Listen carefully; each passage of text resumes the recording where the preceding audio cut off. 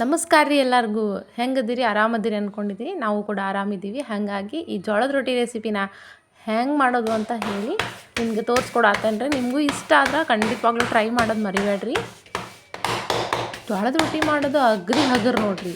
ನಾ ಹೇಳ್ಕೊಟ್ಟ ರೀತಿ ಮಾಡ್ಕೊರಿ, ಮಸ್ತ್ ಅಂದ್ರೆ ಮಸ್ತ್ ಬರ್ತವೆ. ಹಂಗೆ ಯಾರೆಲ್ಲ ನಮ್ಮ ಚಾನಲ್ನ ಇನ್ನೂ ಸಬ್ಸ್ಕ್ರೈಬ್ ಮಾಡ್ದಂಗೆ ನೋಡಕತ್ತೀರಲ್ಲ ಅವ್ರು ಸಬ್ಸ್ಕ್ರೈಬ್ ಮಾಡಿ ನೋಡಿರಿ. ಹಂಗೆ ಲೈಕ್ ಕೊಡೋದು ಮಾತ್ರ ಮರೆಯೋಕೆ ಹೋಗ್ಬೇಡ್ರಿ. ಈ ಜೋಳದ ರೊಟ್ಟಿ ಮಾಡೋ ವಿಧಾನ ಹೆಂಗೆ ಮಾಡೋದು ಅಂತ ನೋಡ್ಕೊಂಬರೋಣ ಬನ್ನಿರಿ. ಮೊದಲಿಗೆ ನಾನಿಲ್ಲಿ ಒಂದು ಪಾತ್ರೆ ತೊಗೊಳಕತ್ತೀನಿ. ಗ್ಯಾಸ್ ಆನ್ ಮಾಡಿಬಿಟ್ಟು ಪಾತ್ರೆ ಇಟ್ಟು ಅದಕ್ಕೆ 1 ಗ್ಲಾಸ್ನಷ್ಟು ನೀರು ಹಾಕಕತ್ತೀನಿ ರೀ. ನಿಮ್ಗೆ ರುಚಿಗೆ ಎಷ್ಟು ಬೇಕೋ ಅಷ್ಟು ಉಪ್ಪನ್ನು ಹಾಕ್ಕೊಂಡು ಚೆನ್ನಾಗಿ ಕುದಿಸ್ಕೋಬೇಕು. ಈ ನೀರೆಲ್ಲ ಚೆಂದ ಕುದ್ದಿಂದ 1 ಗ್ಲಾಸಿಗೆ ನೀರಿಗೆ 1 ಗ್ಲಾಸಷ್ಟು ಜೋಳದ ಹಿಟ್ಟನ್ನು ಹಾಕ್ಕೋಬೇಕ್ರಿ. ಜೋಳದ ಹಿಟ್ಟು ಹಾಕಿಬಿಟ್ಟು ಅದನ್ನು ಒಂದು 2 ನಿಮಿಷ ಚೆಂದ ಕುದಿಸ್ಬೇಕು ರೀ. ಹಿಂಗೆ ಚೆಂದ ಕುದಿಸಿಂದ ಒಂದು ಸ್ಪೂನ ಇಲ್ಲ ಒಂದು ಕಟ್ಗೆ ಚಮಚೆನ ತೊಗೊಂಡ್ಬಿಟ್ಟು ಚೆಂದಾಗ ತಿರುವಾಡ್ಬೇಕು. ಒಂಚೂರು ಗಂಟು ಇರಬಾರ್ದು. ಹಂಗೆ ಮಸ್ತಾಗಿ ತಿರುವಾಡ್ಬಿಟ್ರೆ ರೊಟ್ಟಿ ಮಾತ್ರ ಮಸ್ತ್ ಬರ್ತಾವೆ ರೀ. ಗಂಟಾದ್ರೆ ನಡಕ್ಕೆ ಹರ್ಕೊತಾವೆ. ಇದಕ್ಕೆ ನಮ್ಮ ಭಾಷೆದಾಗ ಜಿಗಟ್ ಅಂತವ್ರಿ. ಈ ಜಿಗಟ್ ಮಾಡ್ಕೊಂಡಿಂದ ಒಂದು 5ರಿಂದ 10 ನಿಮಿಷ ಚೆಂದಾಗಿ ಆರಾಕ್ ಬಿಡ್ಬೇಕು. ಪೂರ ತಣ್ಣಗಾಗ್ಬೇಕದು. ತಣ್ಣಗಾದ್ರನ ರೊಟ್ಟಿ ಫುಲ್ ಜಿಗಿ ಬರ್ತವೆ.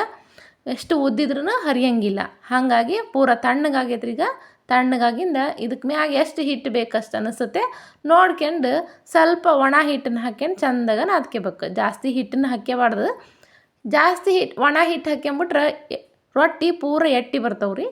ಹಾಗಾಗಿ ಅದು ಎಷ್ಟು ಹಿಟ್ಟು ಇರ್ತೈತೆ ಅಷ್ಟು ಒಣ ಹಿಟ್ಟನ್ನ ಹಾಕ್ಯಂಡು ಚೆಂದಾಗೆ ನಾದ್ಬೇಕು. ಈ ಅಂಗೈ ಇರ್ತೈತಲ್ಲ ಅಂಗೈ ಹಚ್ಕೊಂಡು ಚೆಂದಾಗ ಗಂಟು ಇಲ್ದಂಗೆ ಚೆಂದಾಗ ನಾದ್ಬಿಟ್ರೆ ಬರೋಬ್ಬರಿ ಜಿಗಟಾಕತ್ತೆ ನೋಡ್ರಿ. ಇದ್ರಾಗ ನಮ್ಗೆ ಎಷ್ಟು ಸೈಜಿಂದ ಉಳ್ಳಿ ಬೇಕಂತತ್ತಲ್ಲ ಆ ಉಳ್ಳಿನ ಮಾಡ್ಕೊಂಡು ಇಟ್ಕೋಬೇಕು. ನಾನಿಲ್ಲಿ ಬಡಿಯಾಕಂತಂದು ಹೇಳಿ ಸ್ವಲ್ಪ ಮೆತ್ತಗೆ ಮಾಡ್ಕೊಂಡೇನ್ರಿ. ನಿಮಗೆ ಬಡಿಯಾಕೆ ರೂಢಿ ಇಲ್ಲದ್ರೆ ಉದ್ಕೆನೂಬಹುದು. ಉದ್ಕೆನಕ್ಕಾದ್ರೆ ಒಂಚೂರು ಗಟ್ಟಿ ಮಾಡ್ಕೊರಿ. ಈಗ ಒಂಚೂರು ಮೆತ್ತಗೆ ಮಾಡ್ಕೊಂಡು ಒಣ ಹಿಟ್ಟು ಹಾಕ್ಯಂಡು ಹಿಂಗೆ ಕೈಲಿನ ತಟ್ಟಾಕತ್ತಾನ್ರಿ. ಹಿಂಗೆ ಕೈಲಿ ತಟ್ಟ ರೂಢಿ ಇಲ್ಲದ್ರೆ ಲತ್ತುಡಿ ತಗೊಂಡು ಲಟ್ಟಿಸ್ಕೋಬೋದು. ಚಪಾತಿ ಲಟ್ಟಿಸ್ತಿರಲ್ಲ ಹಂಗೆ ಚೆಂದಾಗಿ ಲಟ್ಟಿಸ್ಕೋಬೋದು. ಈ ರೀತಿ ಕೈಲಿ ತಟ್ಟಿದ್ರೆ ರುಚಿನ ಬೇರೆ ಇರ್ತೈತಿ. ನೋಡ್ರಿ ಒಂದ್ಸರಿ ಟ್ರೈ ಮಾಡಿರಿ. ನಿಮಗೂ ಬರ್ಬೋದು ಅನ್ಕೋತೀನಿ. ಆಗದೆ ಇರೋ ಕೆಲಸ ಯಾವುದೂ ಇಲ್ಲ ಅಂದ್ಕೊಂಡೀನಿ. ಹಿಂಗೆ ರೊಟ್ಟಿನ ಚೆಂದಾಗಿ ಹಿಡಿದು ತೆಳ್ಳಗೆ ತಟ್ಕೊಂಬಿಟ್ರೆ ಮಸ್ತ್ ರುಚಿ ಬಿಡ್ತಾವೆ. ಇದು ಗ್ಯಾಸಿನ್ಕಿಂತ ಒಲೆ ಮ್ಯಾಗ ಬೇಯಿಸ್ಬಿಟ್ರಂತೂ ಭಾಳ ಅಂದ್ರೆ ಭಾಳ ರುಚಿ ಬರುತ್ತೆ ನೋಡ್ರಿ. ಈಗ ಏನು ಮಾಡೋದು, ಅನಿವಾರ್ಯ ಎಲ್ಲರ ಮನೆಯಾಗ ಗ್ಯಾಸೇ ಇರ್ತೈತಲ್ಲ, ಗ್ಯಾಸಿನ ಮ್ಯಾಗ ಬೇಯಿಸ್ಕೊಳ್ಳೋಣ. ನಾವು ಇಷ್ಟು ತೆಳ್ಳಗೆ ತಟ್ಕೊಂಡು ನೋಡ್ರಿ. ಈಗ ಕಾದ ಹಂಚಿನ ಮೇಲೆ ಈ ರೊಟ್ಟಿ ಹಾಕಿಬಿಟ್ಟು ಮ್ಯಾಲೆ ಒಂದು ಸ್ವಲ್ಪ ನೀರು ಹಚ್ಚಿದ ಅರ್ವಿನ ಹಿಂಗೆ ಸವರ್ಬಿಟ್ರೆ ಈ ರೊಟ್ಟಿದು ಪೂರ ಕೆಲಸ ಮುಗ್ದಂಗೆ ರೀ. ಇನ್ನೊಂದು 10% ಅಷ್ಟೇ ಕೆಲಸ ಇದ್ದಂಗೆ ಇದನ್ನು ಒಂದು ಸೈಡ್ ಬೆಂದಿಂದ ಮತ್ತೊಂದು ಸೈಡ್ ತಿರುವಿ ಹಾಕಿಬಿಟ್ಟು ಚೆಂದಾಗ ಬೇಯಿಸ್ಬೇಕು ರೀ.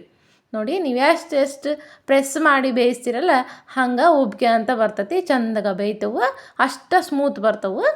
ನೋಡಿ ನಿಮಗೂ ಈ ರೆಸಿಪಿ ಇಷ್ಟ ಆತಂದ್ರೆ ಖಂಡಿತಾಗ ಟ್ರೈ ಮಾಡೋದು ಮಾತ್ರ ಮರೆಯೋಕೆ ಹೋಗ್ಬೇಡ್ರಿ. ಹಂಗೆ ಈ ವಿಡಿಯೋನ ಎಲ್ಲಿ ಸ್ಕಿಪ್ ಮಾಡ್ದಂಗೆ ನೋಡಿದ್ಕೆ ತುಂಬ ಧನ್ಯವಾದಗಳು ರೀ. ಹಂಗೆ ಉತ್ತರ ಕರ್ನಾಟಕದ ಈ ಜೋಳದ ರೊಟ್ಟಿ ಮಾಡ್ಕೊಂಡು ನೀವು ತಿಂದು ಜೋಳದ ರೊಟ್ಟಿ ಹೆಂಗೆ ನೀವು ಗಟ್ಟಿ ಆಗ್ರಿ ಅಂತ ಹೇಳ್ಕೊಂತ ಉತ್ತರ ಕರ್ನಾಟಕದ ಹೊಸ ರೆಸಿಪಿಗಳಿಗಾಗಿ ಕಮೆಂಟ್ ಮಾಡಿರಿ. ಇನ್ನಷ್ಟು ಹೊಸ ವಿಡಿಯೋನ ಅಪ್ಲೋಡ್ ಮಾಡ್ತಾ ಇರ್ತೀನಿ. ಧನ್ಯವಾದಗಳು.